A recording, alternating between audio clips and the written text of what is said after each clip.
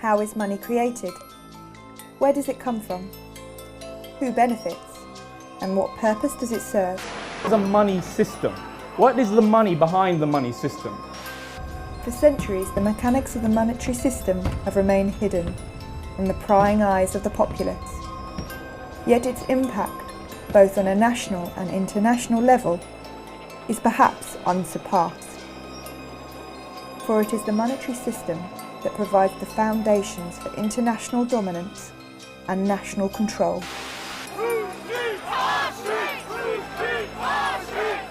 Today, as these very foundations are being shaken by crises, the need for open and honest dialogue on the future of the monetary system has never been greater. This economic crisis is like a cancer. If you just wait and wait thinking this is going to go away, just like a cancer, it's going to grow and it's going to be too late. What I would say to everybody is get prepared. This is not a time right now to wishful thinking the government is going to sort things out. The governments don't rule the world. Goldman Sachs rules the world. We're on the verge of a perfect storm. In opposition lie corrupt and entrenched interests that lurk in the corridors of power, for whom there are no reasons to relinquish privileges they feel are justly deserved.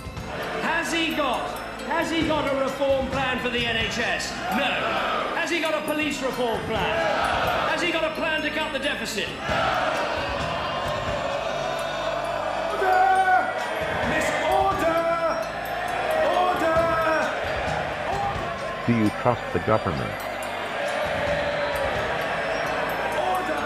Try to calm down and behave like an adult, and if you can't, if it's beyond you, leave the chamber, get out, we'll manage without you.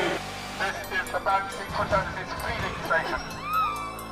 There's no coincidence that boom and bust started to become a real cyclical issue around about the 1700s when William Paterson founded the Bank of England. Eat her, now! This is intolerable behaviour as far as the public... No, it's not funny. Only in your mind is it funny. It's not funny at all, it's disgraceful.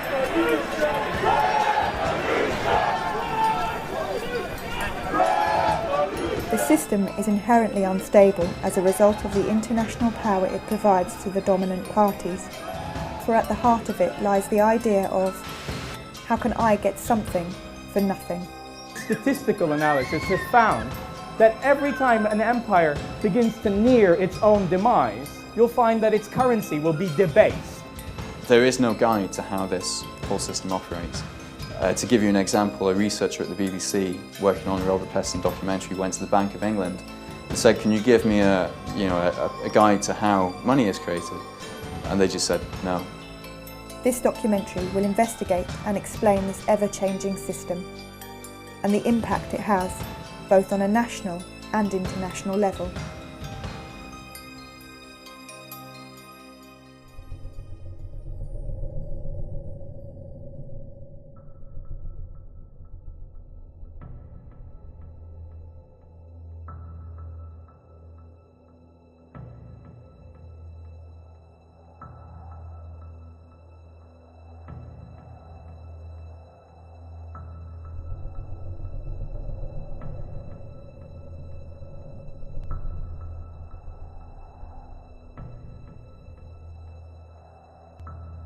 In 2010, the total UK money supply stood at £2.15 trillion. 2.6% of this total was physical cash, £53.5 billion. The rest, £2.1 trillion or 97.4% of the total money supply, was commercial bank money. The 3% of money is created through the central bank, and that money, essentially, if you created a £10 note, you could sell that to a bank to put into their ATM, and the bank would have to repay that £10 or buy it for £10. There'd be no interest charged on that money, but that money is then essentially transferred to the Treasury, and it's a form of fundraising for the government. It's called seigniorage.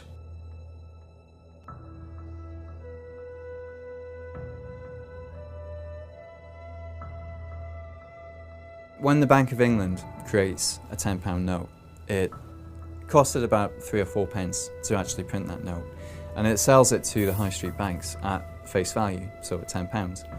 And the profit, the difference between printing the note and actually selling it for £10, goes directly to the Treasury. So in effect, all the profit that we get on creating physical money, banknotes, goes to the Treasury, and it reduces how much taxes we have to pay. Over the last 10 years, that's raised about £18 billion. In 1948, notes and coins constituted 17% of the total money supply. This was one contributing factor in the government's ability to finance post-war reconstruction. This included the establishment of the NHS. In only 60 years, notes and coins have shrunk to less than 3%.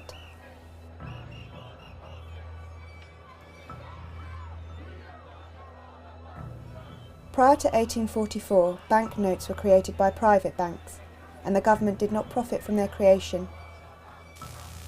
Pre-industrialisation, there was multiple forms of money coexisting, and so the kind of rise of government-sponsored fiat money is a relatively recent phenomenon. In the 1840s, there was no law to stop banks from creating their own banknotes, so they used to issue paper notes as kind of a representative of what you had in the bank account. Instead of you taking your heavy metal coins out of the bank and then going and paying somebody with them, you could get your paper which said how much money you had in the bank, and you could give that to somebody and they could use that to go and get the heavy metal coins from the bank. Now over time, these paper notes became as good as money. People would use the paper notes instead of going and getting the real money from the bank. And obviously, as soon as the banks realised that what they were creating had become, the dominant type of money in the economy, they realised that by creating more of it, they could generate profits. They can just print up some new notes, lend it, and get the interest on top of that. And they did that, up until the 1840s. In the 1840s, they pushed it just a little bit too far, and that caused inflation. It destabilised the economy. So in 1844, the Conservative government of Robert Peel actually passed a law that took the power to create money away from the commercial banks and brought it back to the state. So since then, the Bank of England has been the only organisation authorised to create paper notes. Since then, everything's gone digital, and what we now use as money is the digital numbers that commercial banks can create out of nothing. The problem was that they did not include in that legislation the deposits, the demand deposits held in banks by individuals, or electronic forms of money, which essentially what those demand deposits are today. Most of the money in circulation is electronic money, and it's bank demand deposits that sit in our account. So in a way, the legislation needs to catch up with developments in electronic money and the way that banks actually operate. Money held in bank accounts are called demand deposits. This is an accounting term the banks use when they create credit. Banks follow the same process when they create loans. All money held in bank accounts is an accounting entry.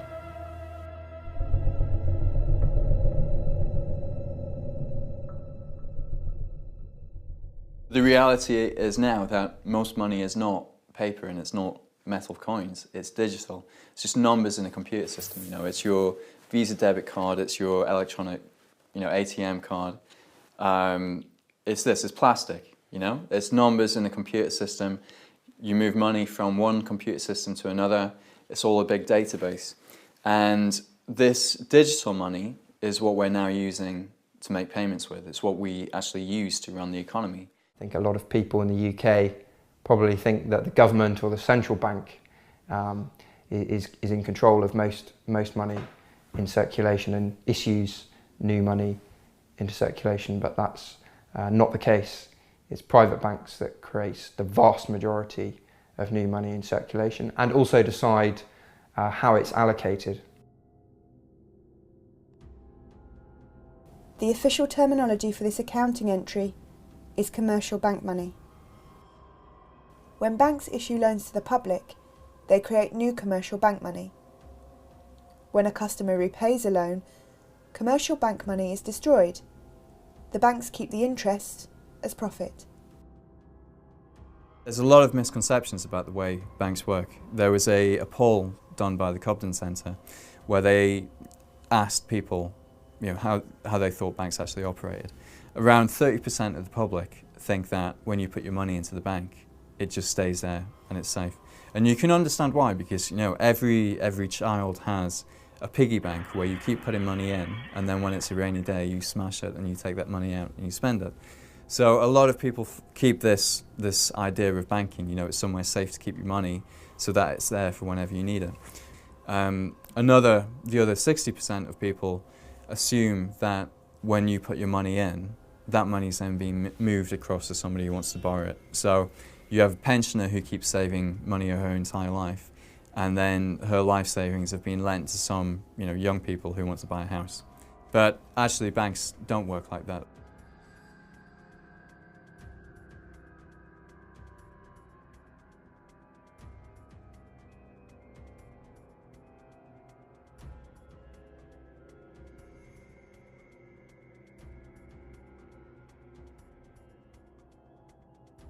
At the moment in the UK, money creation and control is largely in the hands of private banks.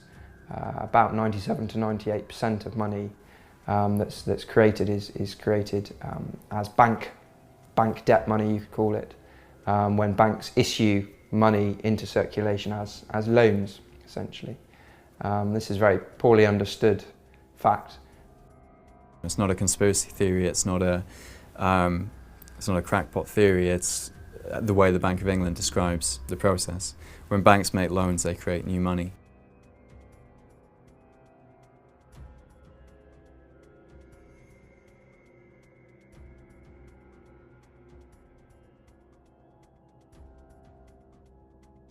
A few economists will realise the way the money system works, but if you don't realise the way that money works, then you think that everybody saving is going to work well for the economy.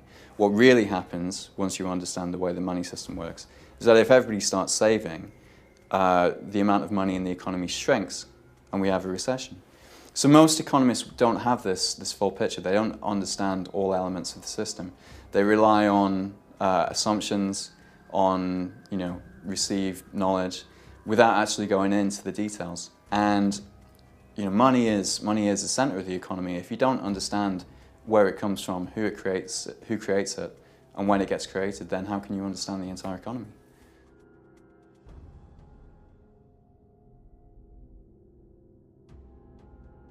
When the vast majority of money that we use now is not cash, but it's electronic money, then whoever's creating the electronic money is getting the proceeds of creating that money. And obviously, creating electronic money is much more profitable than creating cash, because you don't have any production costs at all. So while we've got 18 billion over the course of a decade in profit from creating cash, the banks have actually created 1.2 trillion pounds. Between 1998 and 2007, the UK money supply tripled. £1.2 trillion was created by banks, whilst £18 billion was created by the Treasury. A lot of people think when I say this, or when you say this, or when Positive Money say this, that we're all just a bunch of nutters. But on the 9th of March in 2009, the Governor of the Federal Reserve, Ben Bernanke, gave the first ever broadcast interview the Governor of the Central Bank of the United States of America had ever given. And the day before that, he'd bailed out AIG, which is an insurance company, not even a bank actually, to the tune of about $160 billion. So the journalist says to him, "Now, Mr. Bernanke, where did you get $160 billion to bail out AIG?" Is that tax money that the Fed is spending? It's not tax money. The banks have accounts with the Fed, much the same way that you have an account in a commercial bank. So to lend to a bank, we simply use the computer to mark up the size of the account that they have with the Fed. So it's much more akin, although not exactly the same, but it's much more akin to printing money than it is to borrowing. Banks create new money whenever they extend credit, buy existing assets, or make payments on their own account, which mostly involves expanding their assets. When a bank buys securities, such as a corporate or government bond, it adds the bond to its assets and increases the company's bank deposits by the corresponding amount. New commercial bank money enters circulation when people spend the credit that has been granted to them by banks. I found that talking on the doorstep from August last year round to August 2009 round to the general election, 9 months I suppose, knocking on doors, is that when you try to explain how the money system works, there's an almost inbuilt refusal of people to accept that such a bizarre situation could actually exist. No, it can't possibly. You know, what do you mean? It can't. Banks don't create money out of thin air. That's ridiculous. They can't do that. They lend out their depositors' money. Most people have an idea of how money is. They're used to their own way of handling money. And they try and implement their own idea of how their small household economy works into the national economy. And of course it just doesn't work out. It just doesn't work out at all. By 2008, the outstanding loan portfolio of bank-created credit, also known as commercial bank money, stood at over £2 trillion. As recently as 1982, the ratio of notes and coins to bank deposits was 1 to 12. By 2010, the ratio had risen to 1 to 37. That is, for every pound of Treasury-created money, there was £37 of bank-created money. In the 10 years prior to the 2007 crisis, the UK commercial bank money supply expanded by between 7 to 10% every year. A growth rate of 7% is the equivalent of doubling the money supply every 10 years. The amount of money that they're creating out of nothing is just incredible. 1.2 trillion in the last 10 years. And that money is being distributed according to the priorities of the banking sector, not the priorities of society. Bank sector itself grew from 1980, $2.5 trillion to $40 trillion by assets. In 1980, global bank assets were worth 20 times the then global economy. By 2006, they were worth 75 times, according to the UN. As the following chart shows, total bank assets of UK banks as a percentage of GDP remain relatively stable at 50 to 60% up to the end of the 1960s. After that, they shot up dramatically. And the real money in the world to be made today is not by producing anything at all. It's simply by forms of speculating, basically, making money from money. That's the most profitable and by far and away the biggest form of activity, of economic activity that exists in the world today. Today, banks are no longer restricted by how much they can lend, and as such, how much new credit they can create out of nothing. They are restricted solely by their own willingness to lend. The issue with allowing banks to create money, there's two main issues. Firstly, the fact that they create this money when they make loans. So it guarantees that we have to borrow all our money for the economy from the banks. As such, to have a healthy growing economy, the government needs to put in place strategies to allow for ever-increasing debt. The only way the government can create additional purchasing power is by getting itself and us into more debt. The second big issue with allowing banks to create money is that they have the incentive to always create more. They create more money if they issue a loan. They get the bonuses and the commissions and the incentives to create, to lend as much as possible. You have to develop a sales culture. What did they do? They recruited an amazing guy, lovely guy, Andy Hornby, who came from Asda, to turn the bank into a supermarket retailing operation. If you trust bankers to control the money supply will just grow and grow and grow, as will the level of debt until the point where it crashes, when some people can't repay the debt, and then they'll stop lending. You hear politicians and journalists saying, we've been living beyond our means, we've become dependent on debt, we need to rein in our spending and live within our means.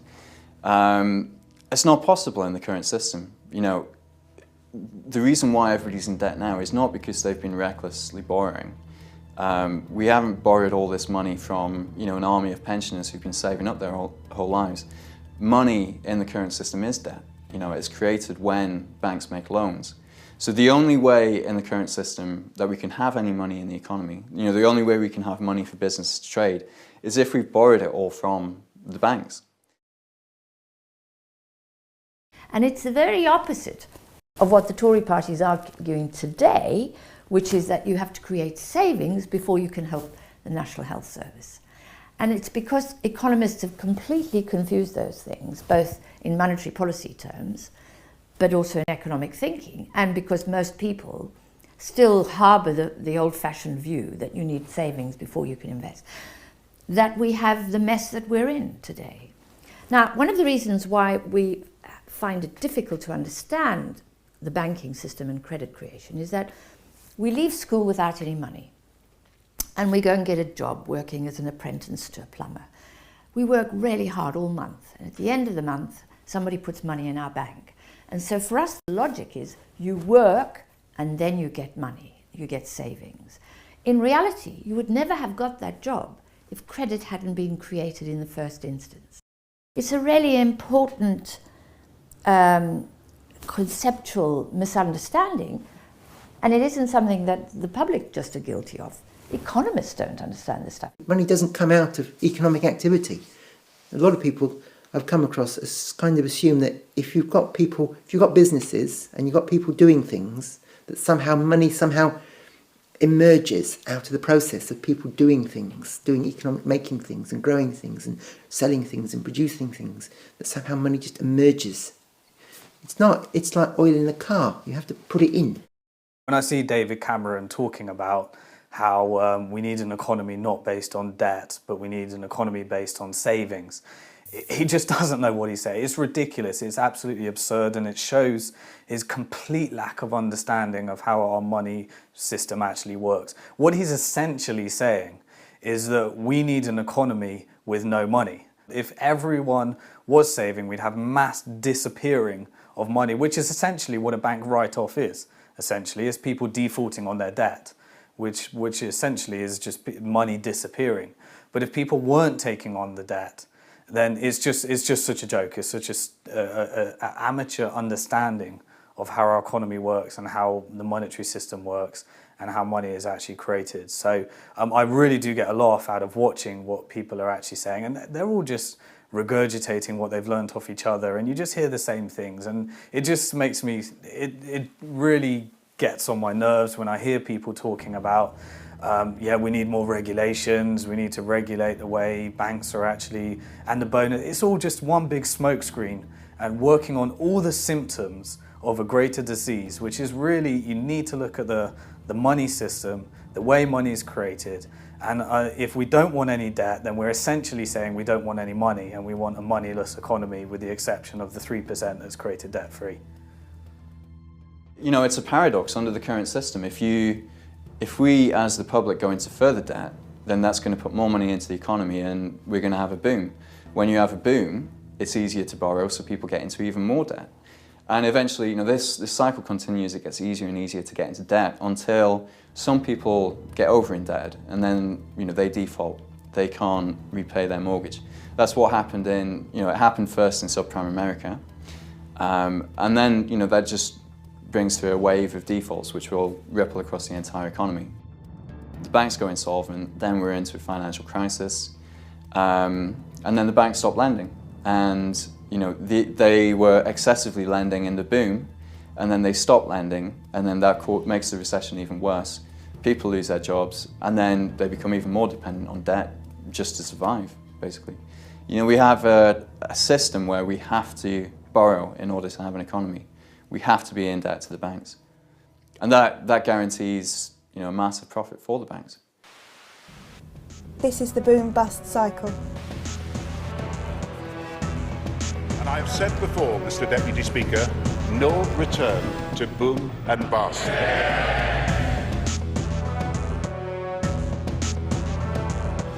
Net bank lending must forever increase. We're paying interest on every single pound. Even if you think the money belongs to you, somebody somewhere is paying interest on that money. The banking system has such a huge impact on the world, but only because it supplies our nation's money supply. We have to protect them, we have to subsidize them, we have to allow them to continue, because the disaster of a bank collapse affects us all in a huge way. And anyone that says that we shouldn't have bailed out the banks doesn't quite understand the nature of our monetary system. That's like eliminating a huge chunk of our money. But also, bailing out the banks is perpetuating a system which is never going to work anyway. So whatever we do, we're always going to have this cycle until we separate how money is created and the activities of banking. Then the banks can do as they wish. They're a normal business like everyone else. There's a major democratic issue here as well. I mean, you have these private profit-seeking banks creating up to £200 billion a year and pumping that into the economy wherever they want, basically, wherever it suits them. Whether they're pumping it into these toxic derivatives or putting money into housing bubbles, just making housing more expensive. £200 billion in 2007 of new money coming into the economy, created out of nothing. And where that gets spent determines the shape of our economy, effectively. So if we're going to allow anybody to create new money out of nothing, then we should at least have some democratic control over how that money is used. I mean, would we rather have had that money used for healthcare, to deal with some of the environmental issues, to reduce poverty, or would we rather have it to make houses more expensive so that none of us can afford to live in a house?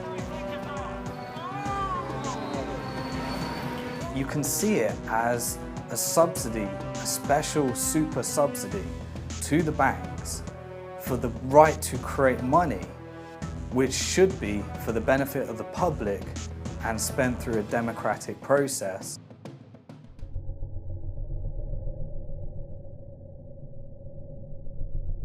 There's also another form of money, which is effectively an electronic version of cash. And it's a type of money that the commercial banks use themselves to make payments between each other. The high street banks don't want to be carrying around huge quantities of money because it's dangerous and it's inconvenient and it's expensive. You have to hire security guards for that type of money. So what they do is they pay each other in what is an electronic version of cash, which in the industry is known as central bank reserves. They keep this electronic cash in accounts at the Bank of England. But as a member of the public, you can't access this electronic cash. You can't get an account with the Bank of England. What they do is they effectively sell this central bank money to the banks. And they do this by creating it out of nothing and using this money to pay for bonds, to buy bonds from the high street banks.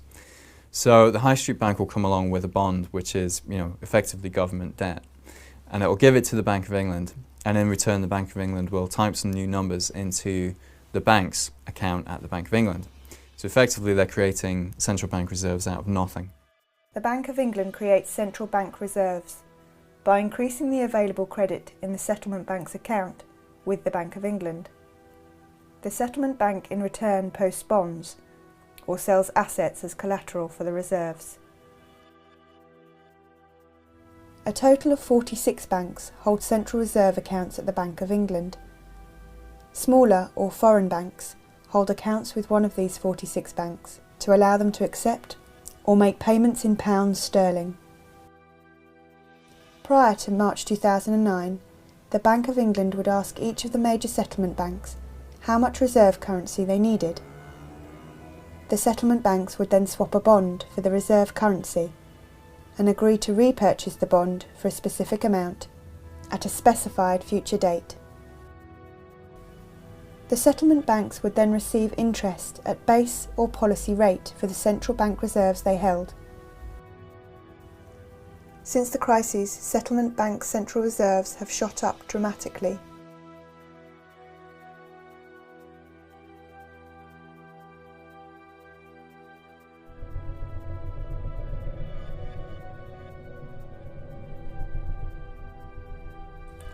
When bank customers transfer funds from their account to another person's account, a process called intraday clearing occurs. The amount of Central Reserve currency Bank A has at the Bank of England is reduced by the corresponding amount that Bank B receives. This is the importance of Central Reserve currency to banks. Before the credit crisis, if a bank was short of central reserves at the Bank of England to meet its obligations, then the bank would have to loan reserves from other banks with interest.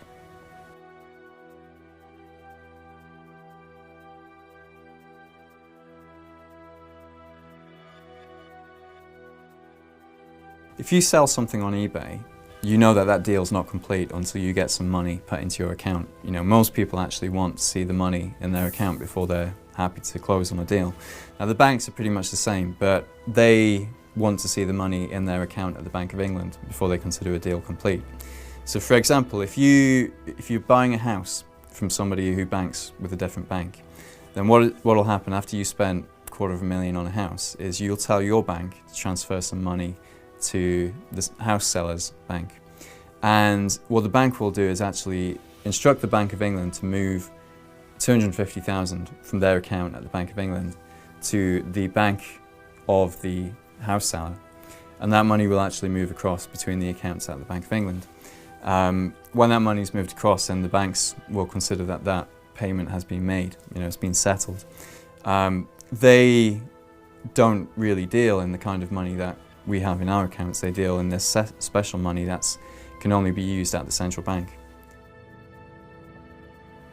There are millions of people across the country, all transferring money to each other using only a few major banks.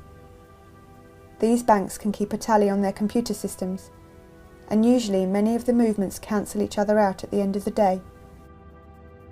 The 5 major banks, RBS, Lloyds, HSBC, Barclays and Santander, hold over 85% of all deposits.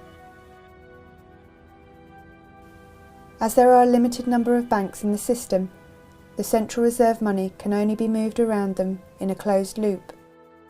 The money is just circulating through the system over and over again.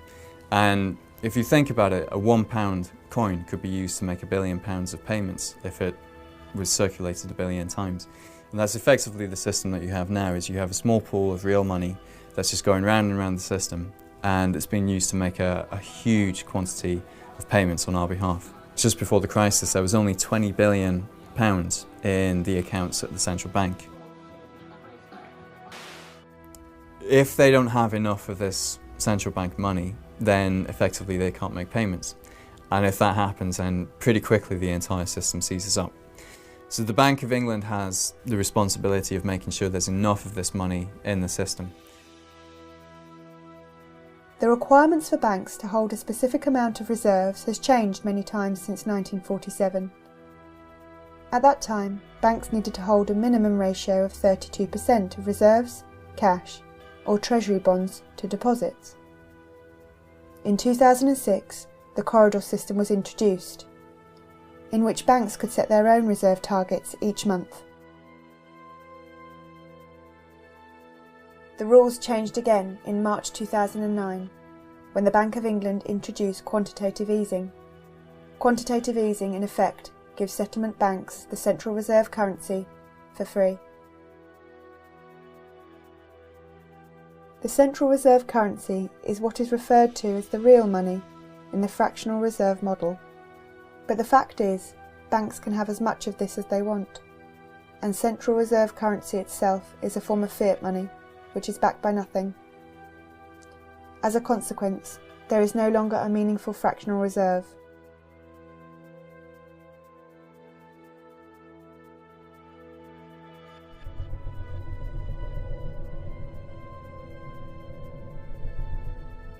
If you look over the history, the last 150 years or so, you start off with the development of a gold standard that really comes to the fore in the 1880s, 1890s, where essentially countries peg themselves to a particular defined value of gold, and then they have an agreement to fix that value, to hold that value, and to trade gold amongst themselves to make sure the balances are all there, and also to try and restrict or expand or contract activity in their own economies to make sure that the balance, that particular fixed price is maintained. That disintegrates after the First World War. I mean, this is where the whole thing breaks apart.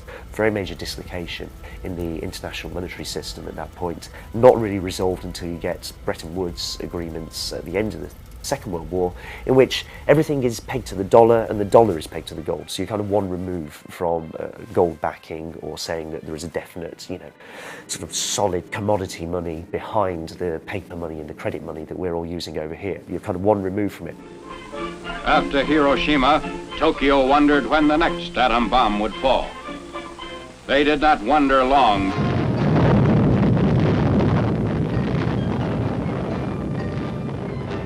In 1944, at Bretton Woods, the US and the UK began to negotiate how to govern the world economy, the world monetary system, and came up with the World Bank and the IMF and a series of other institutions designed to manage the global currency.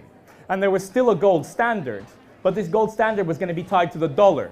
All of the world's gold had moved from London to Fort Knox, and all of the world's currencies were tied to the dollar.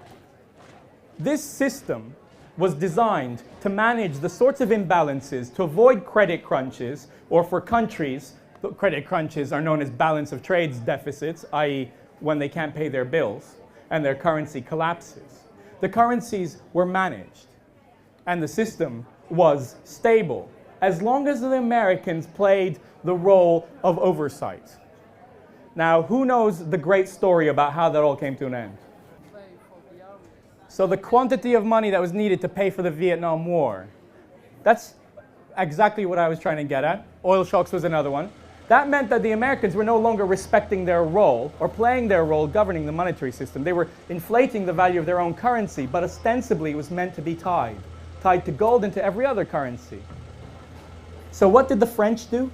The French were a little bit worried that President Nixon wasn't entirely honest. And they were worried that precisely what we described, that Nixon was printing money when he shouldn't have been, was going on. And they were worried there wasn't enough gold to honor the exchange rate of the French franc. So they sent a gunboat to New York Harbor to ever so politely ask for our gold back, please. Did they get their gold back? Go on, guess. They didn't. And the Bretton Woods system came to an end. And this is the point in which we enter the modern era of the financial system.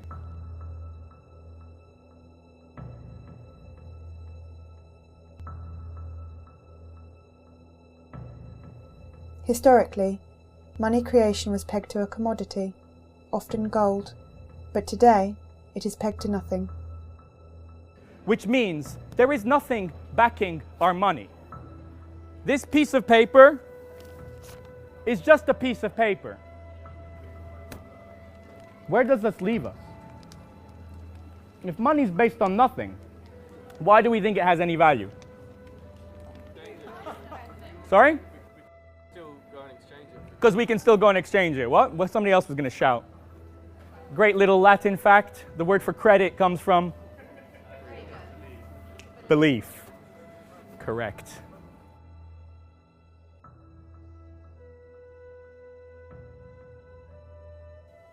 Since the collapse of the dollar gold standard in 1971 and the deregulation of the financial system, money creation has grown exponentially. The World Economic Forum meeting in Davos at the present time have called on a need for the credit within the economy, the global economy, to be expanded by $100 trillion, 100 trillion US dollars. A trillion is 12 noughts, so 100 trillion, if you want to imagine, is a 1 followed by 14 noughts. They believe this credit expansion will create a boom, because there is now more money in the economy with which to make investments. It's fascinating that the emergence of digital currencies, how it's transformed everything really, because it just completely unleashed private banks to dominate and create the money system that works for them and works for the people who run private banks. If we want a growing economy, under the current setup, we have to have growing debt. You can't, this is something that very, very few people really understand, especially not the politicians who are managing the economy, which is a scary thought.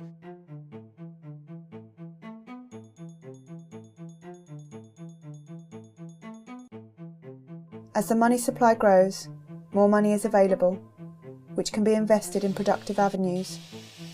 However, it can also be used to gamble and drive up asset prices.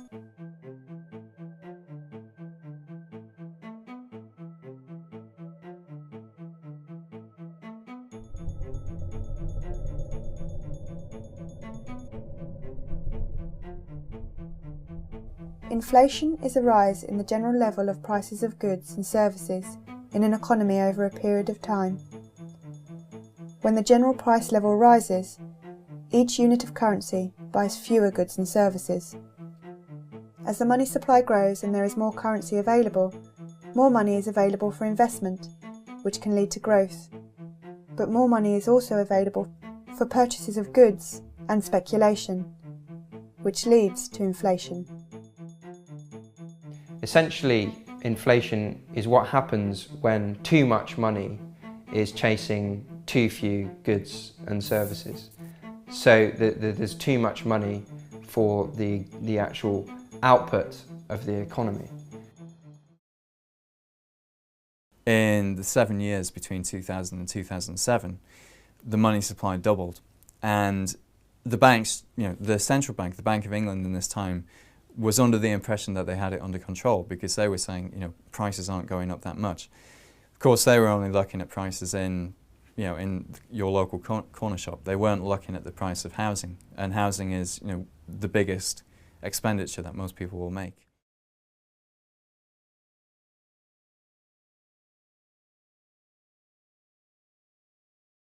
Increasing house prices, it may make you feel like you're becoming wealthier, but as your wealth increases, the effect is that your children's wealth is actually decreasing. So in fact, there's no net gain in wealth because your children are going to have to pay even more when they want to buy a house.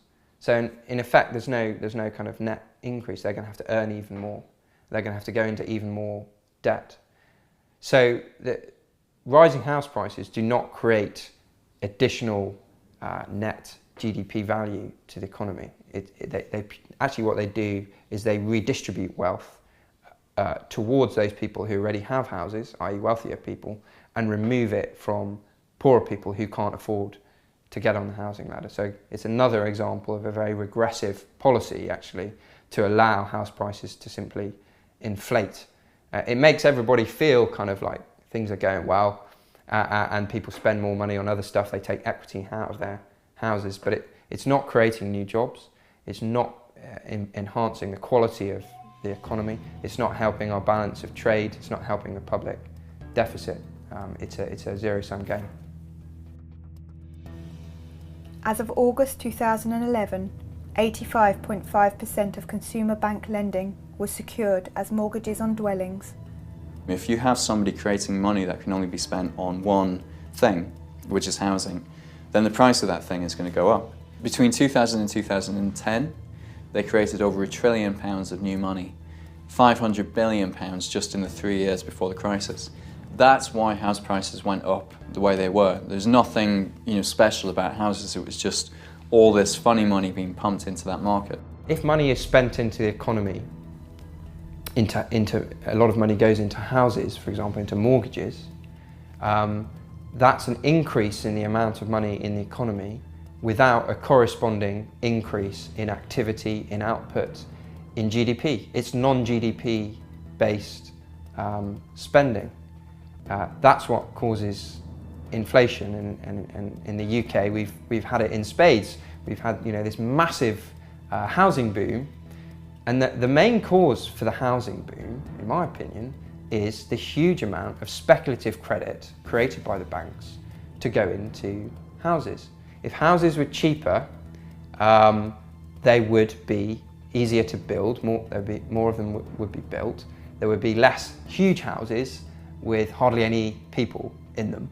London would not be the centre of a kind of very rich speculative orgy where all the richest people in the world want to get a property in London because it's seen as a great asset. Houses would be seen as places to live primarily rather than places to invest. Important thing to think about is if you're a bank and you've got to make a loan, you have choices. You can give that loan to a small business, and you'll know that the risk to you of that loan failing, defaulting, is actually quite high because that small business, the owners of that business, have limited liability, which means if the business goes bust, you as a bank are getting nothing back, essentially. That's it. So that's kind of high risk compared to loaning your money to somebody with some collateral, with a house behind them, like a mortgage. So there's a kind of simple incentive for banks to prefer putting money into housing than into a small business. Now that's a real problem, or if you widen that out across the whole economy, because it means there's an incentive, to put money into speculative rather than productive investment. So again, we have to think about how we create a monetary system that is more balanced between those two kinds of speculative and productive investment. The government showing very little, enormous reluctance to regulate the housing market and to, again, regulate the amount of money that banks put into houses. We don't decide who creates credit for what. No, we leave that to a couple of chaps in a bank to decide, basically.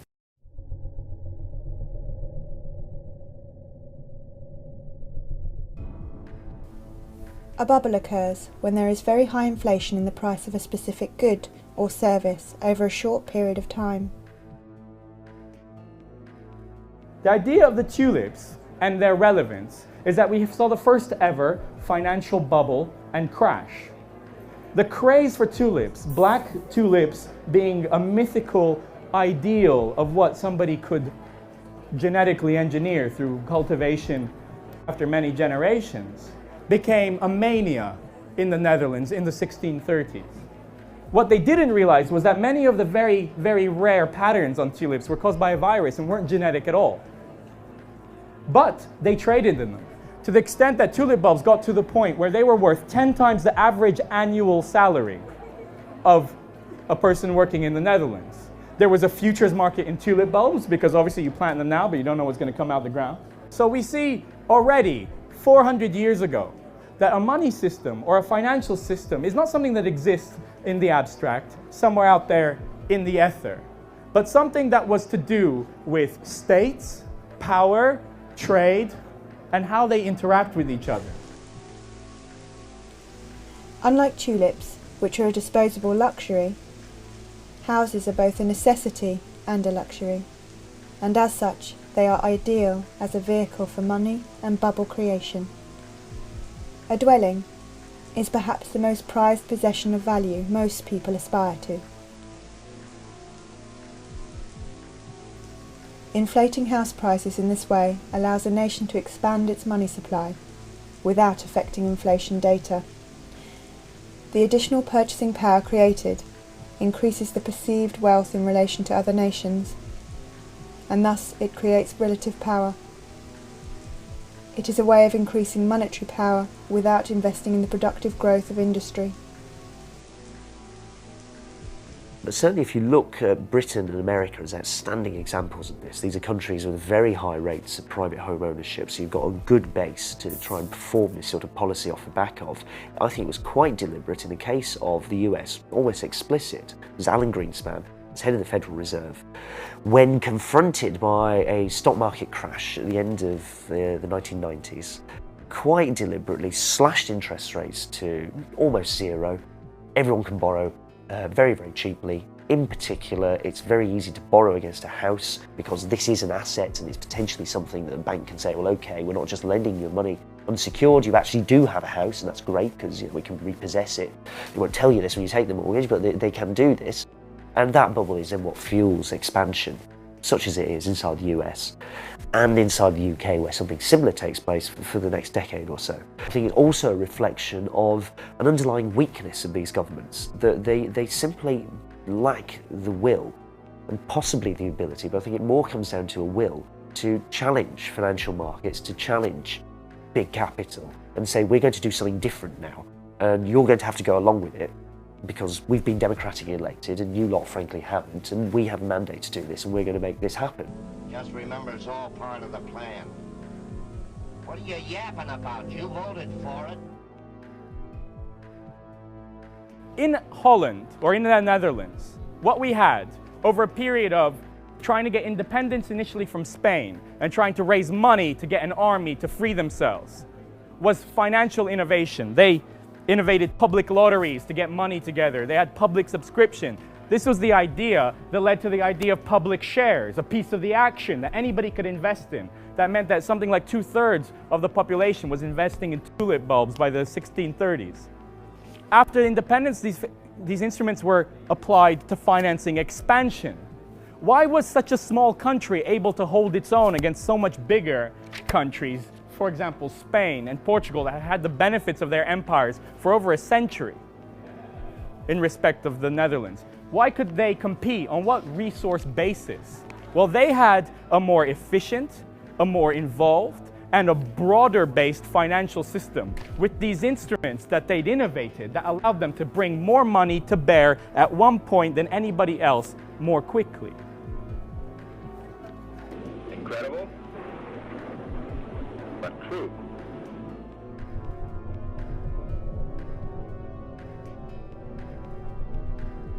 Now, inflation can be avoided if the amount of money that goes into the economy is regulated in a way that it doesn't exceed the actual activity that's happening in the economy.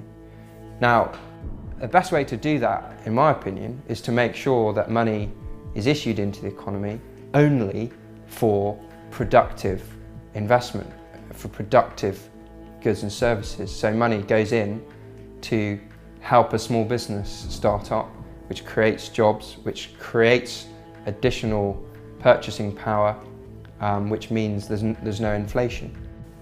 During their history, almost all central banks have employed forms of direct credit regulation. The central bank would determine desired nominal GDP growth, then calculate the necessary amount of credit creation to achieve this, and then allocate this credit creation both across the various banks and type of banks and across industrial sectors. Unproductive credit was suppressed. Thus, it was difficult or impossible to obtain bank credit for large-scale, purely speculative transactions, such as today's large-scale bank funding to hedge funds. The World Bank recognised in a 1993 study that this mechanism of intervention in credit allocation was at the core of the East Asian economic miracle. There's all sorts of things that governments have done in the past, very successfully in a number of cases, and often not unsuccessfully in this country, but the examples that spring to mind, like South Korea, Japan, often in East Asia, where governments have been quite targeted about how they're going to rebalance the economy and picking sectors and deciding where the investment should take place. I think that has to start happening in the UK because we're in a demand-side recession rather than looking at a crisis of supply. You have to have a system where credit is put into productive avenues, where credit is put into building high-speed rail links, where credit is put into building houses rather than giving people money to inflate the price of houses. So it's quite simple, really, in that way. The current system is simply set up not to do that, basically. The creation of money by private banks for non-productive usage causes real inflation, and as such it is a tax on the purchasing power of the medium of exchange.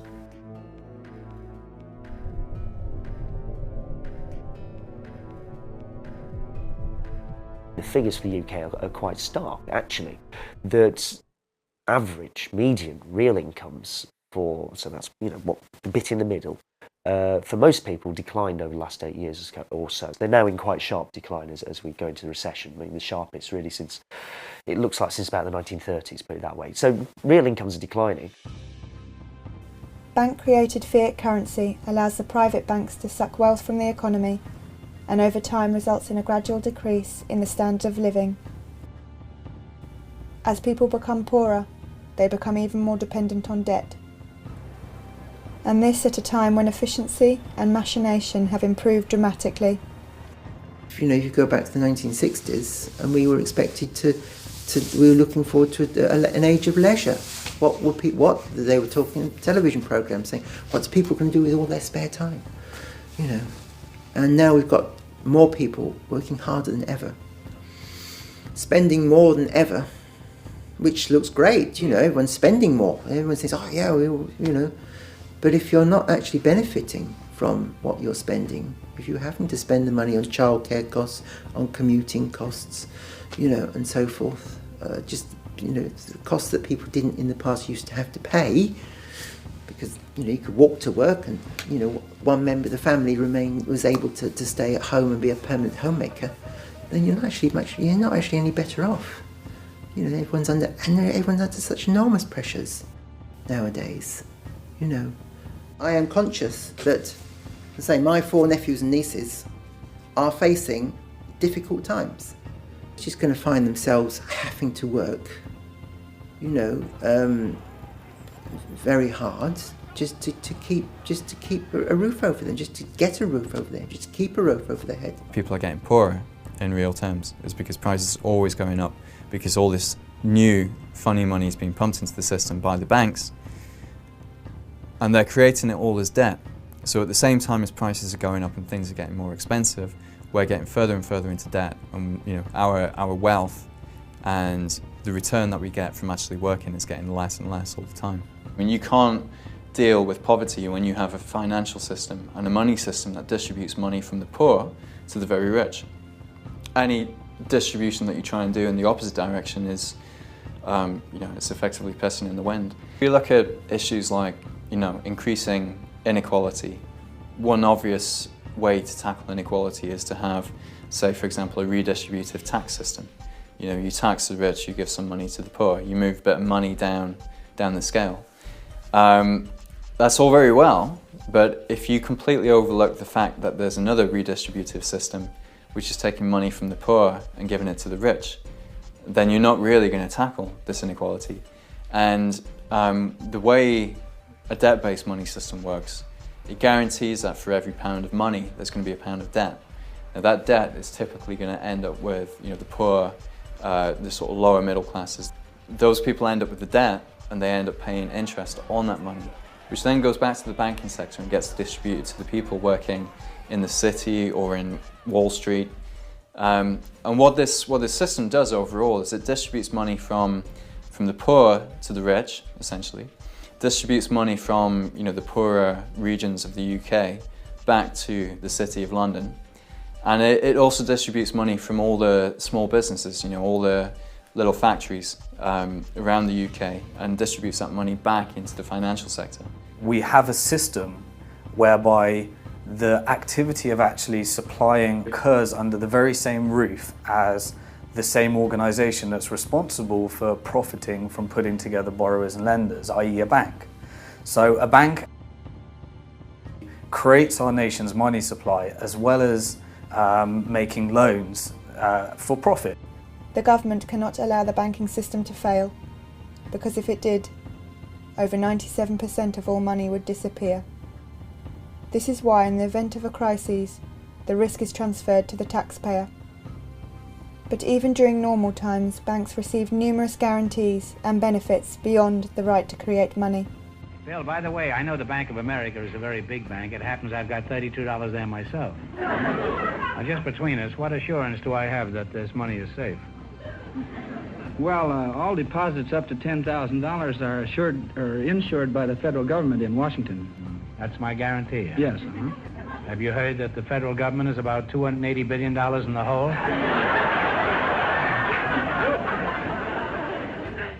Banks receive large safety nets from the government. the taxpayer guarantees £85,000 as deposit insurance, and the Bank of England provides liquidity insurance in case a bank runs out of reserve currency.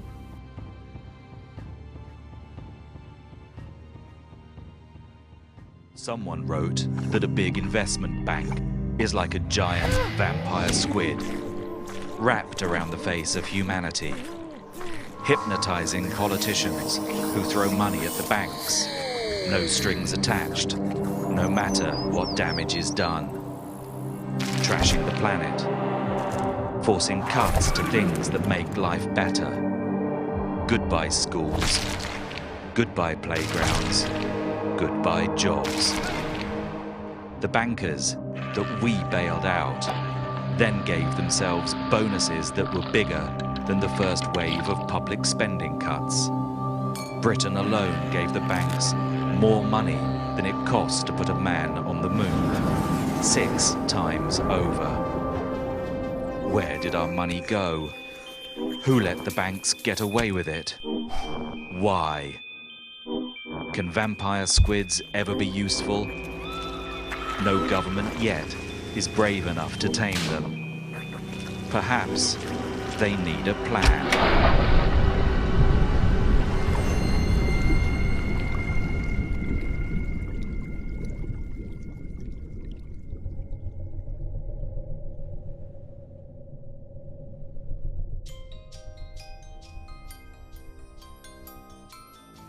The spending cuts agenda is an attempt by the government to shift debt from its account to that of the public. This is the government's response to the bank bailouts and is necessary in a debt-based monetary system where increased purchasing power is the result of growing debt and where a diversification of debt provides overall stability and market confidence. Policies such as student fee increases and the privatisation of public services, assets and industry follow the same model. The problem we're facing, I think, is that there's this transference from the public debt to the private debt, which is essentially a way of transferring risk, actually, away from sort of UK PLC and the government onto the heads of individuals, and it's going to be the most vulnerable individuals who are going to have the most debt. Thus, it's a very unprogressive, regressive policy framework that the government's embarking on, where the risk is moved onto those who are most vulnerable. And if there is another financial shock, if there's an oil shock, for example, the people who will pay the penalty are the poorest people in society. Or homeowners, for example, who will fall into negative equity if interest rates go up even 1 or 2%, there'll be really big problems. So I don't think it's a sensible way forward at the moment at all, and it's regressive, and it's certainly not fair in the terms that the government's talking about, and it's certainly not a case of we're in this together. As more of a country's resources and industries are privatised, the private sector takes on more debt. As a result, more money is created, and there is a boom. Some private equity companies have taken this theory to the extreme, engaging in a practice known as a leveraged buyout, where a company is purchased at an often inflated price, and the purchase price is transferred to the business as a debt. The company becomes responsible for the funding of its own purchase. These debts are often so great that the company needs to reduce staff, salaries, and research activities. When you have to factor interest as a business, if you have to factor interest repayment into your goods and services, then you have to charge a perpetually higher price as you take on more and more debt. An increase in the diversification of debt results in an increase in the money supply. When the money supply increases, more money is available for productive activities and consumption, which is the condition for a boom. It's questionable whether we're going to get out of this recession or whether we'll just keep ticking along the way that we are now. However, if we do, then when we come out of this recession, when growth starts again, look at what happens to debt. It will rise and it will keep rising, and the faster the economy is growing, the faster the debt will rise. And then give it another 3 to 5 years, we'll be back where we were. You know, the debt will become too much, people will start defaulting again. It's kind of the system that we're locked into now, is we can't grow the economy without growing the debt, and the debt is the very thing that will bring down the economy. The only option going forwards is to reform it, to stop banks from creating money as debt. By fixing the monetary system, we can prevent the banks from ever causing another financial crisis. And we can also make the current public service cuts and the tax rises and the increase in national debt unnecessary. The current monetary system allows the banking sector to extract wealth from the economy, whilst providing nothing productive in return. I mean, why is it that we've got all this technology, all this new efficiency, and yet it now requires 2 people to finance a household, whereas in the 50s it only needed 1 person working? And the reason for that is not because these washing machines and everything are more expensive, it's because of all the debt. And it's because effectively the banking sector is creaming it off from everybody else. So a growing banking sector isn't a sign, it's not a good thing. If the banking sector is growing, it's either that it's becoming less efficient or it's becoming a parasite on the rest of the economy. And that's, we can talk about the banking sector becoming 4%, 5%, 6% of GDP. What's happening to the rest of the economy? It's becoming 96, 95, 94% of GDP. We've got to get switched on to this now. If we want to have a chance of tackling any of the other big social issues, you've got to figure out the money issue. The poorest in the world pay for crises, even when they've not benefited from the often reckless and speculative booms, like the housing boom in Ireland that preceded that crisis. Over the last 30 years we've seen income differentials increase, so that the rich have got much, much richer. And ordinary people haven't. They've stayed the same, or they've got poorer. And one of the ways that the economy was kept going was by providing cheap credit, was by providing debt to those very people who couldn't really afford things anymore. So they kept buying. And when it collapses, it's those same people that have to pay once again, even though in many ways they were the victims the first time around. As a result of the crises, the Bank of England has bought corporate debt and repackaged it at lower rates of interest. Yet the average person is being asked to pay more than ever to borrow on overdrafts and credit cards. Debts between the very wealthy or between governments can always be renegotiated and always have been throughout world history. They're not anything set in stone. It's generally speaking, when you have debts owed by the poor to the rich, that suddenly debts become a sacred obligation, more important than anything else. The idea of renegotiating them becomes unthinkable. Can you pin down exactly what would keep investors happy, make them feel more confident? That's a tough one. Personally, it doesn't matter. See, I'm a trader. I don't really care about that kind of stuff. Were you born in England? If I see an opportunity to make money, I go with that. So, for most traders, we don't really care that much how they're going to fix the economy, how they're going to fix the whole situation. Our job is to make money from it. And personally, I've been dreaming of this moment for 3 years. If you know what to do, you can make a lot of money from this. I had a confession, which is, I go to bed every night, I dream of another recession. I dream of another moment like this. I dream of another recession. I dream of another moment like this. You can make a lot of money from this. Bruno, Virginia hurt somebody real bad.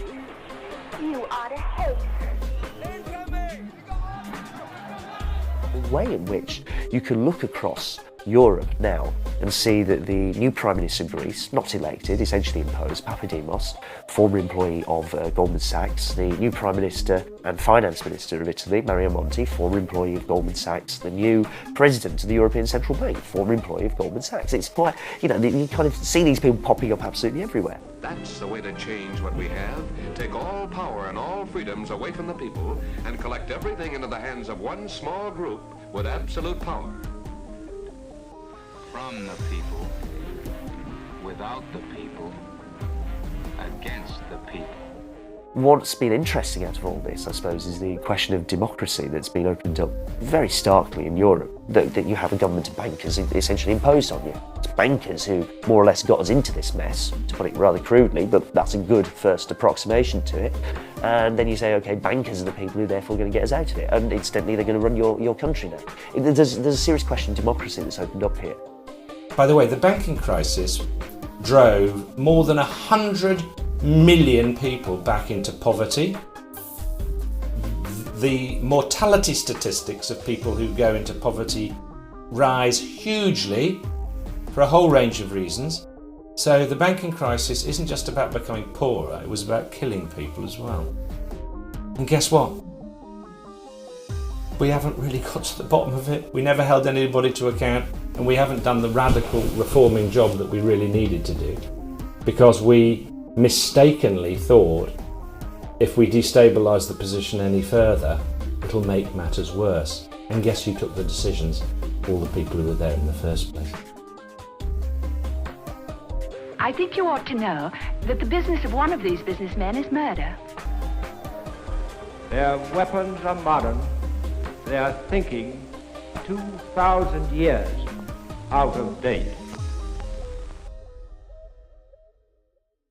Look, I was there when the Secretary and the Chairman of the Federal Reserve came those days and talked with members of Congress about what was going on. It was about September 15th. Here's the facts, and we don't even talk about these things. On Thursday at about 11 o'clock in the morning, the Federal Reserve noticed a tremendous drawdown of money market accounts in the United States to the tune of $550 billion was being drawn out in a matter of an hour or two. The Treasury opened up its window to help. They pumped $105 billion in the system and quickly realized that they could not stem the tide. We were having an electronic run on the banks. They decided to close the operation, close down the money accounts, and announce a guarantee of $250,000 per account so there wouldn't be further panic out there. And that's what actually happened. If they had not done that, their estimation was that by 2 o'clock that afternoon, $5.5 trillion would have been drawn out of the money market system of the United States, would have collapsed the entire economy of the United States, and within 24 hours the world economy would have collapsed. When money is withdrawn internationally from one currency to another, the reserve currency shifts from the national bank of one country to the reserve account of the foreign bank. Foreign banks have relationships with local banks that allow them to hold foreign reserve currencies whilst not being a part of the central bank scheme at the local central bank.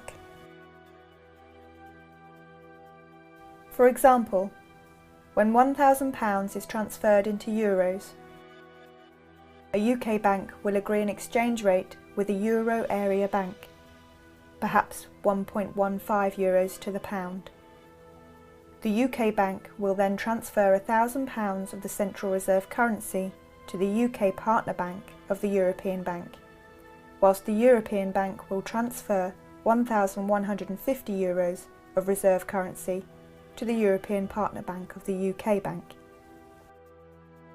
What happens when currencies and the exchange rate system is no longer managed? What are some of the first consequences?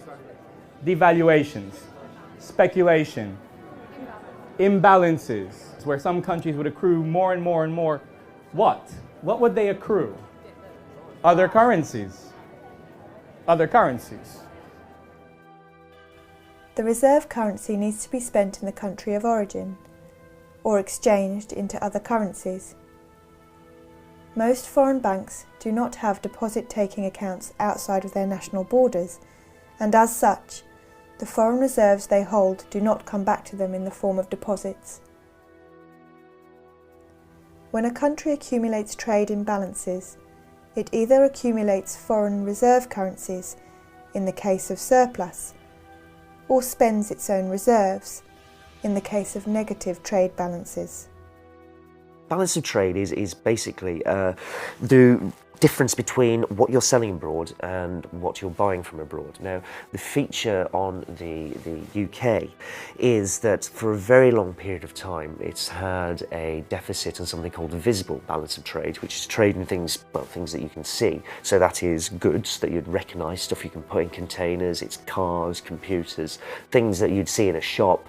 That's been in substantial deficit for, I think it opened up it did open up in the early 1980s. And essentially it hasn't gone away since, and if anything has got wider and wider. Foreign exchange reserves cannot be directly used for domestic spending. The money can only be spent abroad or on imports. A country with a large balance of trade deficit relies on its creditors to spend the imbalances accrued in its own market. I mean, there have been proposals in the past to try and create a mechanism for those imbalances to match up. So Keynes, for instance, John Maynard Keynes, at the end of the Second World War, his original proposal for what became Bretton Woods and the set of institutions set up there, like the IMF and the World Bank, was that there would be a kind of international clearing union. This is particularly relating to the trade side rather than the sort of the financial side directly.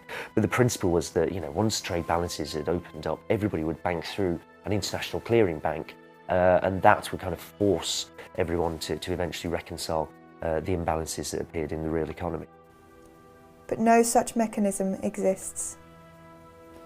The accumulated net trade imbalance for the UK is around £800 billion.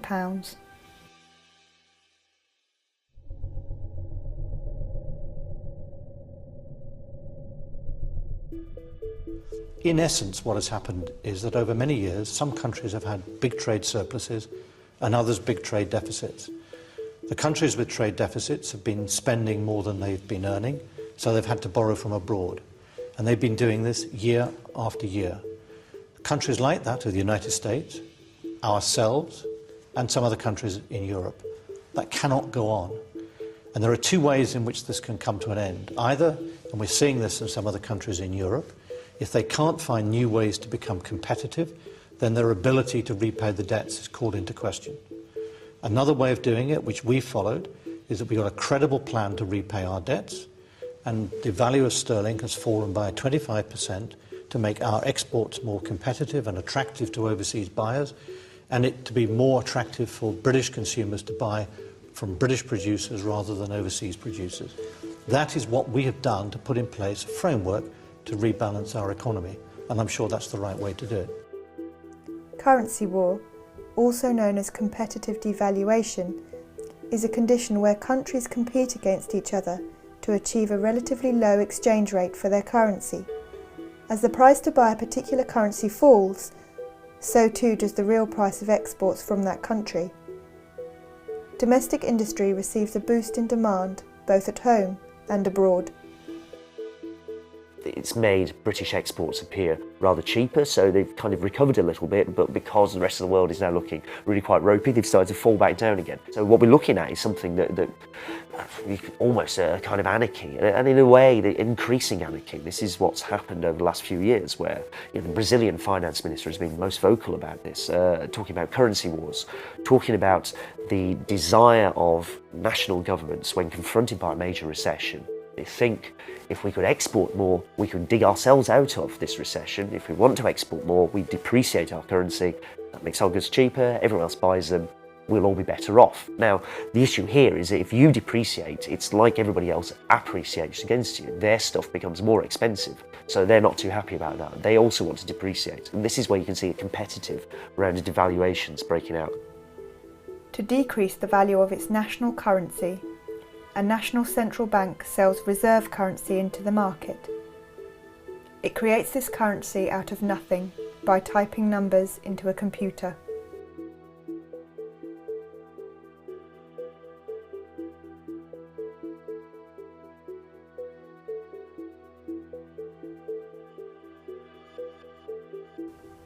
During the long phase of commodity money, the exchange rate would depend on the amount of gold, silver, or copper contained in the coins of each country. Similarly, after the advent of paper money and the gold standard, The exchange rate depended on the amount of gold a government promised to pay the holder of the banknotes. These amounts did not vary greatly in the short term, and as such, exchange rates between currencies were relatively stable. After the Second World War, currencies were pegged to the dollar, and the dollar was backed by gold. This system came to an end in 1971. So, we have a modern financial system where money is now chaotically organized. There is no exchange rate because there's no gold standard system to sustain. So we don't need it. In fact, we believe the market will resolve all of the problems of exchange. Whether your currency should be worth more than mine is a reflection of your economy relative to mine. And if that changes, the currency and the exchange rate can change. And if we need that to happen, it'll happen magically by the efficiency of market and profit seeking, and you guys know the rest, I think. A currency's value in relation to another currency is determined by the market. If more people want to buy a currency than sell it, its value increases. If more people want to sell, its value decreases. The value is set by individual banks. As they buy and sell currencies, they will adjust the exchange rate. In the last study I read in 2007, each day on currency markets, $3.2 trillion are traded each day. Who knows what the global GDP is? 50. Again, Brucey, higher. 60, that's closer. The point is, think about that exchange happening every single day. There's about 260 business days a year. It takes a few weeks to match the global value of every economic transaction that happens everywhere, every day, in a year. And it takes a few weeks. Obviously, all of us trade currency fairly regularly. If you go abroad, you exchange into another currency. That's a form of currency trading. You're swapping your pounds into whatever, euros or yen or whatever it might be. That happens fairly regularly, and that's a conventional part of the trading process. Now, large corporations have to do this on a regular basis. Where it becomes something that people question, and where you get people saying, well, hang on, this is speculation, is when you get people realising that currencies move around next to each other. And if they move around in value next to each other, there's always an opportunity to try and make money out of those changes in value, and therefore you can speculate on it. And that's the more sort of questionable end of the market. That's the bit of the market that things like a financial transactions tax would try and chop away at. Because the assumption there, and it's kind of not incorrect, is that this just produces instability for everyone else. That these people want volatility in the market because that's how they make their money. They want to encourage it, and they do encourage it by trading and speculating in the way that they do. By 2010, the foreign exchange market had grown to be the largest and most liquid market in the world, with an average of $4 trillion of currency being exchanged every day.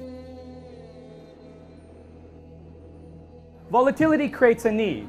What does it do to countries, especially perhaps small ones like developing countries, if there are suddenly huge and instantly fluctuating financial flows? What do they have to do to cope? Production of the products that they're selling on the Increase their production and sell more, lowering the price, and becoming possibly even poorer. Once you start talking about the international system, it becomes really quite a peculiar thing, in that a lot of it depends on simply sentiment and beliefs about what an economy is like, rather more than it depends on anything the economy might or might not actually be doing. And that can shift very, very rapidly, because if it's just somebody's belief about currency is supportable, then they can carry on believing this until whenever. If that belief changes, it can change very rapidly in a financial market. The process of financial contagion can take place in just minutes, seconds even, that you can just move from being apparently quite a stable, robust economy to being one that suddenly sentiment has turned against you, and you find that markets are picking on you. And it can often be not much more than you're simply a next door neighbour of a country that's currently in trouble. Many of the world's financial crises in the past 30 years have been caused by rapid withdrawals of the nation's currency or the currencies of an entire region. This type of activity is often referred to as financial warfare. it's benefited major institutions really quite substantially. Goldman Sachs, for example, or any large bank, has done somewhat better out of this set of arrangements than it would have done in a far more regulated environment. It's made people very, very wealthy. It's allowed financial markets to expand absolutely enormously. Anybody involved in that is keen on seeing a deregulated world. In the case of the UK, you have a government which has been quite overtly and deliberately and aggressively arguing against any forms of regulation being imposed on those financial markets. But it's not the case that someone's behind the scenes pulling the strings. It's that this is how the thing works quite deliberately, quite overtly in front of you. That's the world as it is. It's making some people very rich. They're quite happy with it. I think it is a form of economic warfare. Much of the change in the way that the global economy works over the last 30 years result from this debt, this third world debt, because it's given rich countries and banks and the financial sector enormous amounts of power and control over the poorer bits of the world where a lot of the resources are that we like using. And that's been used in a way that many people have compared to a form of colonialism. I mean, it's a very real, direct form of power that's been used over those countries to force those countries to do what are really in the interests of the richest segments of the world that they do. And as a result of that, not only have corporations become absolutely made huge amounts of profits and become absolutely enormous and all pervasive, but the financial sector has become even bigger than that. And the real money in the world to be made today is not by producing anything at all. It's simply by forms of speculating, basically making money from money. That's the most profitable and by far and away the biggest form of activity, of economic activity that exists in the world today. To protect themselves, vulnerable countries need to accrue currency from rich countries, who create these currencies out of nothing. The Netherlands' first Governor General of Indonesia, the man who built the trade routes, fortified them. What I mean by that is built forts along them and fought Spanish fleets and British fleets, said about the development of the Netherlands Empire and Netherlands trade was, "We cannot make trade without war, nor war without trade." Money and power.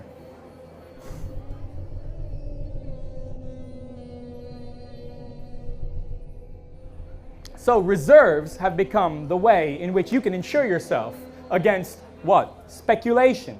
You said speculation. Speculative attack. Fall in the markets. Bubbles. When a country succumbs to a speculative attack, it is asked to deregulate its markets and conform its financial system to that of the dominant party. The big problem that's faced by most developing countries who got into a debt crisis was that they were told by the powers that be in the world, the International Monetary Fund, which is in many ways governs the global financial system, that the way to get out of debt actually is first of all to restructure your economy, especially to increase your exports so you're earning more dollars, and then you can pay off your debt, which is normally in dollars or some other foreign currency. Unfortunately, time and time again that was proved to not be the case at all. Actually, countries cut back their public spending to the bone, so they stopped growing, they stopped having any potential for growth, and what they did produce was aimed at the export market, was aimed at creating dollars and so on. So they were paying off their debts, but they weren't developing their own economy at all. They were paying far more in debt repayments than they were spending on health or education or anything else, and their debts just kept getting bigger and bigger and bigger. The country becomes a vassal state, allowing large corporations to exploit its natural resources and workforce.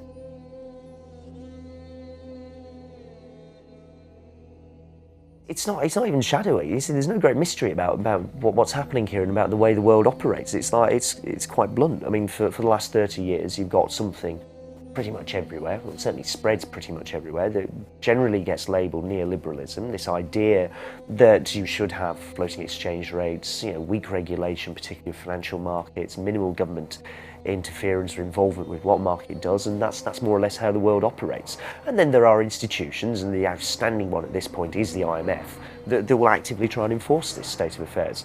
So it's not greatly shadowy, if you see what I mean, that there are people behind the scenes somewhere trying to manipulate stuff. It's actually, this is quite overt. This is happening, and this is how, for my entire adult life, actually, is the way it starts to look like. This is how the world has operated, and it's made some people very, very wealthy. It's produced enormous concentrations of wealth. So when the International Monetary Fund comes in order to try and alleviate a country's debt problems, it imposes a set of conditions. And in the 1980s and 90s, they called that set of conditions structural adjustment program. And it tends to take very similar forms wherever it happens. And indeed, we can see structural adjustment programs in essence happening today in countries like Greece and Portugal and Ireland, where countries are instructed to decrease the amount that they spend on the public sector. They are instructed to liberalise their trade market and liberalise their capital market, so money can much more easily come in and out of their economy. And the idea is that this will encourage investment to come in from richer parts of the world, and that all of their problems will be solved from this investment. And in actual fact, this has proved time and time again to be completely without foundation. In actual fact, what happens is it destroys fledgling industries and capacities in these developing countries, and developing countries become completely dependent on goods and services from developed countries, and also from capital from developed countries.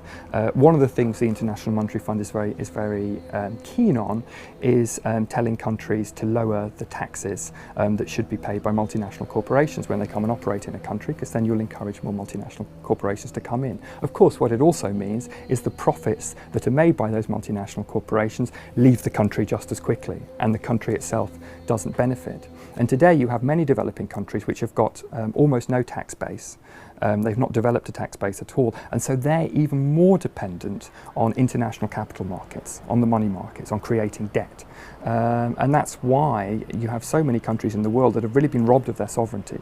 It's very difficult to see how democratic societies can evolve or function when actually a government is more dependent on the diktats of the International Monetary Fund and the money markets than it is on their own people.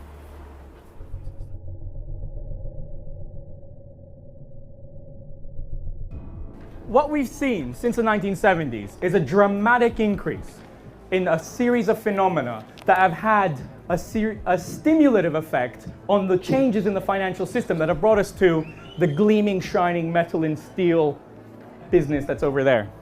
In case you don't know, that's the City of London I'm pointing at. To compensate for the lack of a defined, commodity-based value underlying currencies, financial institutions developed securitization as a means to manage risk. You develop securitization as a means to try and stabilize the whole system. This is a set of financial processes and financial innovations that really accelerate from the 70s, 80s onwards. You had a chaotic system that needed to manage risk, and you had to innovate. You needed derivatives, options, futures. You have new markets in volatility management tools. Who knows what the term hedging is? Spreading your risk, managing your risk, insuring against your risk, precisely.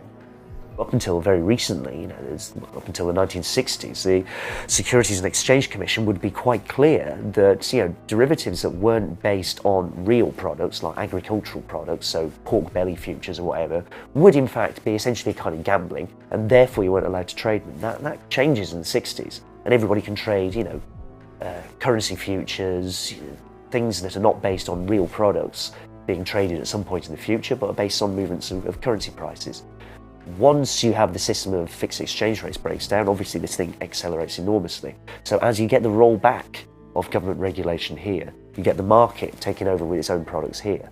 And the theory is that the market's better at regulating itself, it's more stable than if you have the government interfering all the time. The efficient markets hypothesis, the idea that you set up a financial market, they're fast, everybody in them is well informed, they all keep a very careful eye on what everyone else is doing, it'll therefore be very stable and it'll reflect real changes in the economy. It's not going to be driven by panics and manias and speculative bubbles. None of this really going to happen. If there is movement up and down, it's because something real is happening and traders and investors in the financial market are responding to it. So that's the efficient markets hypothesis. The practice And I think what you see in 2008 is a kind of end of that process. The appearance of a crisis so major, the belief that it will simply be self-stabilising and self-regulating really can't carry on. I mean, the practice carries on anyway, but you can't really argue in the same way that you used to, that it's good or it's necessary or this is okay for the world. In the last decade, we had a new innovation, something called the credit default swap, a way of buying insurance against the company you've invested in going bust. And in 2002, they were worth in total less than $1 trillion. In 2007, they were worth $60 trillion. That's 5 years. Everybody's suddenly sitting there and thinking, oh, these CDOs we've made don't in fact provide the kind of stability that we thought. The maths that's inside of them is complete nonsense, it turns out. There's far more risk attached to trying to securitise risk and securitise debt in the way that we have done this than we thought, and we think these things are now worthless. The attempt to get more and more complex ways of regulating and shaping a financial market and trying to make a quick buck out of it as well actually helped produce the opposite effect to what its kind of apologists said, which is that it led to a spectacular crash. What we saw as a result of this very different situation was one phenomenon above all, one sector above all grew, and that was the financial sector. While the financial sector benefits enormously from the current monetary system, the system is neither stable nor fair. The assumption in what the Bank of England does right now is that the cash that we hold is backed up by government debt. The government can back up its promises by the fact that it can tax the public. So what they're implying is that cash is backed up by government debt when government debt is backed up by the ability of government to get cash from the public. Time and time again over the last 30 years we've seen private debts being transformed into public debts, and ultimately the price of that debt is paid by the public in the debtor country. This is why spending cuts are necessary. The system is designed to make certain people very rich at the expense of a nation's citizens and taxpayers. The system lowers the standard of living of the majority and distributes this wealth among the privileged. So what we're left with is a financial system since the early 70s that has no fixed exchange rates, that suddenly has increasingly open financial borders, that has central banks having to manage without having any control because there's nothing here where the gold used to be. Chaotically, they have to ease quantitatively.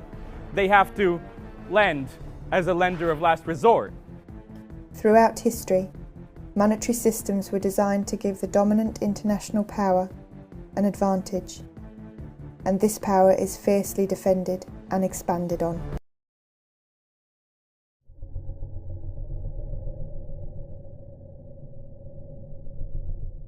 What I would like to see is a new kind of currency that is backed by something that is scarce and that we really need and we really value, something like energy or renewable energy, for example. So a sort of kilowatt hour backed currency would be very interesting to me. We need to start valuing the things that are most scarce and that we need to survive as a human race in the long run, and backing an international currency with something like that will generate enormous investment in, for example, renewable energy, if that's the primary international unit of account that's being used. Another option is a basket of currencies, so you mix up the value of different currencies to create a very solid currency that people have confidence in. Perhaps even better would be a basket of commodities with which to back up international currencies. Now, if it was possible internationally, some way or another, to get all these competing and increasingly competing national economies together and say, we're all going to sit down and write out an agreement, somewhat like the Bretton Woods Agreement, which will allow for, unlike Bretton Woods, allow for some currencies to be pegged against different baskets of goods that are more appropriate to their national economies. And you can sort of arrange this. If you could arrange that to happen, then that would be nice, and you can see how that would start to create a kind of order in the international macroeconomy, which is otherwise lacking. The real difficulty there is just political. It's like, who on earth is going to do this? Who is the force that's going to kind of make this thing happen? Creating a monetary system which is both fair and stable is possible and can be achieved. What are international organisations for, if not for such a purpose?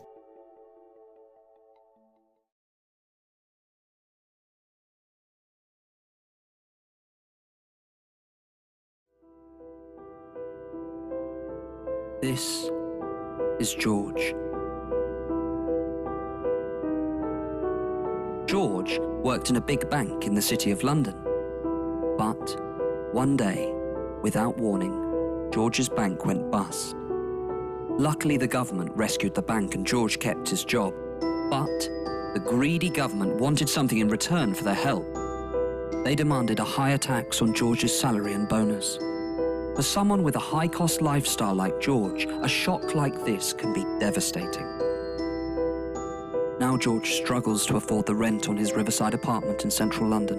The tyres on his Aston Martin are wearing thin and are barely road legal. Unless George's situation improves, or unless someone like you helps him, then George may even be forced to walk past the next Savile Row tailors and buy his suit from Topshop or Next. Even if George had anything to celebrate, he can no longer afford the champagne to celebrate with. George is not alone. Countless others are suffering like him, and no one knows how long it'll be until the good times return. But with your help, George can turn his life around. A simple monthly donation from you can bring a bit of sunshine back to George's life.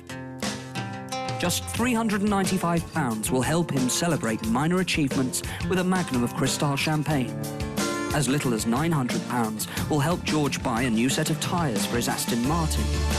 £2,000 can help George recover his self-esteem with a suit from a prestigious Savile Row tailor. But even a small amount will help. Just £200 will buy a meal for George and his girlfriend Experience. Just £200 extra will buy the drinks. By adopting a banker, you won't just be supporting someone like George in a time of need. You'll also be supporting the trendy wine bars of the City of London, the luxury car makers of Italy, and the tailors of Savile Row. You'll be doing your patriotic duty to support Britain's greatest industry in its time of need. And when the good times return and George gets his bonus back, the taxes he pays will help fund the public services that the rest of you scroungers depend on. So please, until the good times return for George and those like him, will you give today?